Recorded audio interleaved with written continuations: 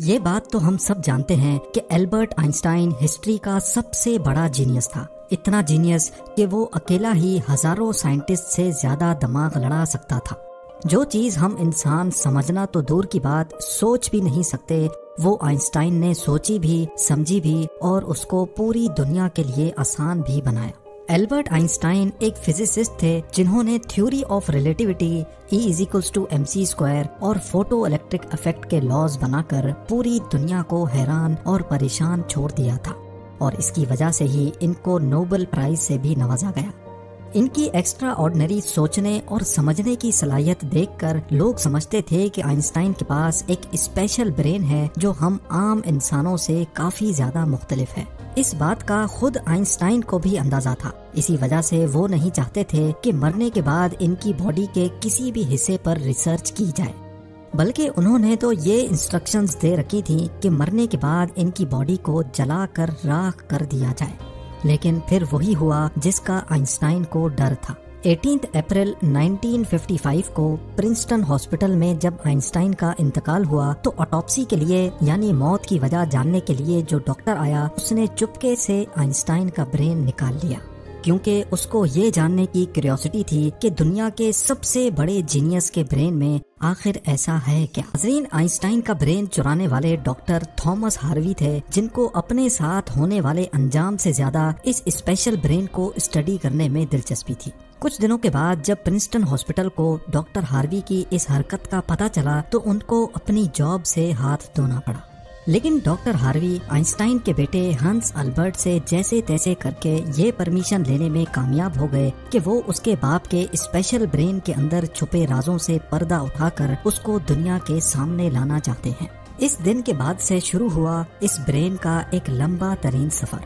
Doctor Harvey एक pathologist थे जो सिर्फ पोस्टमार्टम करना जानते थे। ये उनका सिर्फ ख्याल था कि वो इतने बड़े जीनियस के ब्रेन पर रिसर्च कर पाएंगे।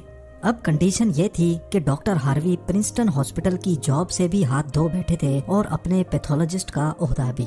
आइंस्टाइन का ब्रेन जो पहले ही डॉक्टर हार्वी प्रिजर्व कर चुके थे, वो इसको लेकर पेंसिल्वेनिया के शहर फिलाडेल्फिया ले गए, जहां उन्होंने ब्रेन की कई फोटोज ली और फिर उसको 240 छोटे छोटे पीसेज में काटकर हर पीस को अलग अलग जार में प्रिजर्व करके अपनी बेसमेंट में छुपा दिया। इसी मसले को लेकर डॉक्टर हार्वी का अपनी बीवी के साथ कई बार झगड़ा होता रहता था, क्योंकि उनकी बीवी अक्सर ये धमकी देती थी कि वो इस ब्रेन को उठाकर कहीं फेंक देगी। एक दिन झगड़ा इतना बढ़ गया कि दोनों मियाँ बीवी को डाइवोर्स लेकर अलग होना पड़ा और डॉक्टर हार्वी ब्रेन लेकर कैंसस के शहर विचिटा चले गए, जहां वो एक बायोलॉजिकल टेस्टिंग लैब में मेडिकल सुपरवाइजर की नौकरी करने लगे और यहाँ वो अपने फारिग टाइम में आइंस्टाइन के ब्रेन पर खूब स्टडी करने की कोशिश करते।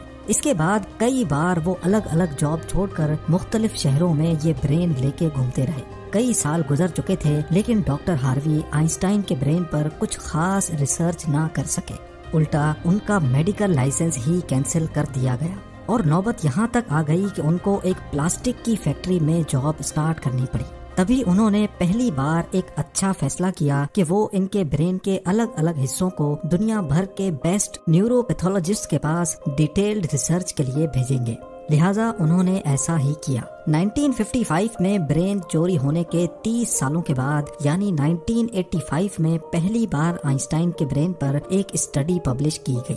इसके बाद अगले 28 सालों तक इस जीनियस ब्रेन पर दुनिया भर के न्यूरोपैथोलॉजिस्ट ने कई स्टडीज पब्लिश की, जिनमें बताया गया कि आइंस्टाइन का ब्रेन आम इंसान के ब्रेन से काफी डिफरेंट था। सबसे बड़ा डिफरेंस ब्रेन के कॉर्पस कैलोसम नामी हिस्से में पाया गया। अब यहाँ ये जानना जरूरी है कि इंसानी ब्रेन 2 अलग अलग हिस्सों में डिवाइडेड होता है। इंसान जो भी काम करता है वो ब्रेन के एक हिस्से में पहले प्रोसेस होता है और फिर ब्रेन हमारे जिस्म के उस हिस्से को सिग्नल देता है। लेफ्ट ब्रेन हमारे जिस्म के राइट हिस्सों को कंट्रोल करता है, जबकि राइट ब्रेन हमारे जिस्म के लेफ्ट हिस्से को कंट्रोल करता है। इसके अलावा 90% इंसानों का लेफ्ट ब्रेन बोलने, समझने, मैथमेटिकल कैलकुलेशंस और राइटिंग यानी लिखने के दौरान काम करता है, जबकि राइट ब्रेन के पास क्रिएटिविटी, शेप्स को पहचानने, आर्ट और म्यूजिकल स्किल्स की जिम्मेदारी होती है। अब आप भी ये सोच रहे होंगे कि इस सब में कॉर्पस कैलोसम का क्या काम है। फर्ज कर लें कि आप कीबोर्ड पर टाइपिंग कर रहे हैं या फिर मोबाइल फोन पर। इस दौरान हमारे दोनों हाथ टाइपिंग करने में बिजी हैं। कुछ अल्फाबेट्स हमारा सीधा हाथ टाइप कर रहा है तो कुछ उल्टा हाथ। टाइपिंग के दौरान आपके लेफ्ट हैंड से एक मिस्टेक हुई तो आपने फौरन अपना राइट हैंड इस्तेमाल करके उस मिस्टेक को इरेज किया। तो इसका मतलब ये हुआ कि जब हमारे राइट ब्रेन से मिस्टेक हुई तो उसने लेफ्ट ब्रेन को फौरन सिग्नल देकर वो मिस्टेक ठीक करवाई। ब्रेन के दोनों हिस्से आपस में जिस चीज के थ्रू कम्युनिकेट करते हैं उसको कॉर्पस कैलोसम कहा जाता है, और आइंस्टाइन का कॉर्पस कैलोसम आम इंसानों के मुकाबले में कुछ ज्यादा ही बड़ा था। यानी उनका लेफ्ट और राइट ब्रेन का आपस में बहुत स्ट्रॉन्ग कनेक्शन था, जिसकी वजह से आइंस्टाइन एक ही वक्त में काफी कॉम्प्लेक्स प्रॉब्लम्स और सिचुएशंस को इमेजिन कर सकते थे। कॉर्पस कैलोसम के बड़े होने के अलावा आइंस्टाइन के ब्रेन का पैटर्न भी आम इंसानों से काफी मुख्तलिफ था, और रिसर्चर्स का मानना है कि इसकी वजह से ब्रेन में न्यूरॉन्स का फ्लो काफी बेहतर था। न्यूरॉन्स के अच्छे फ्लो होने का मतलब है कि इनकी मैथमेटिकल कैलकुलेशंस की पावर काफी ज्यादा स्ट्रॉन्ग थी। Albert Einstein complex mathematical problems को बगैर पेन और पेपर के अपने दिमाग की मदद से ही सॉल्व करने की काबिलियत रखते थे। न्यूरॉन्स ज्यादा होने की एक और वजह भी रिसर्च पेपर्स में बताई गई। जब आइंस्टाइन के ब्रेन का वजन किया गया तो उसका वजन 1230 ग्राम था, जबकि आम इंसानों का 1400 ग्राम होता है। रिसर्चर्स का मानना है कि इनके ब्रेन की लाइनिंग काफी पतली थी, जिसकी वजह से इनमें ज्यादा न्यूरॉन्स पाए जाते थे। लेकिन सबसे बड़ा सवाल अभी भी वही था कि क्या आइंस्टाइन ऐसे स्पेशल ब्रेन के साथ पैदा हुए थे या इनके पैदा होने के बाद इसमें चेंजेस आई। जांच के बाद मालूम पड़ा कि एल्बर्ट आइंस्टाइन जब पैदा हुए थे तो वो पूरे 5 सालों तक बोल नहीं सकते थे, जबकि दूसरे बच्चे 2 या 3 साल की उम्र में बोलना शुरू कर देते हैं। जब उन्होंने बोलना शुरू भी किया तब भी वो ज्यादा बोलना पसंद नहीं करते थे, बल्कि हमेशा अपनी सोचों में ही गुम रहते थे। उनके पास चीजों को मेमोराइज करने की पावर काफी कम थी, यहाँ तक कि उनको सिंपल मैथ्स के टेबल भी याद करने में मुश्किल होती थी।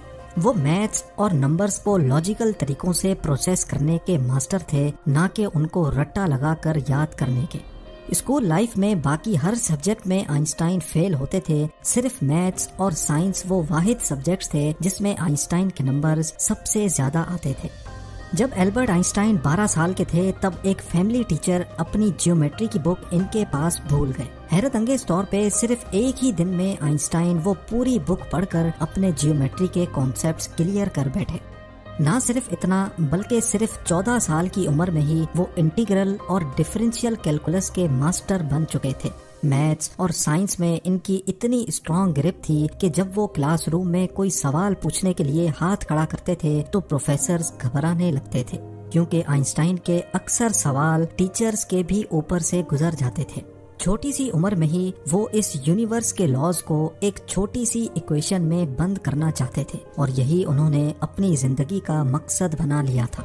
26 साल की उम्र में आइंस्टाइन ने 4 रिसर्च पेपर्स पब्लिश करके पूरी दुनिया को हैरान कर डाला, और इसी वजह से उनको पीएचडी की डिग्री और ह्यूमैनिटी के लिए आला किरदार अदा करने की सूरत में नोबेल प्राइज से भी नवाजा गया।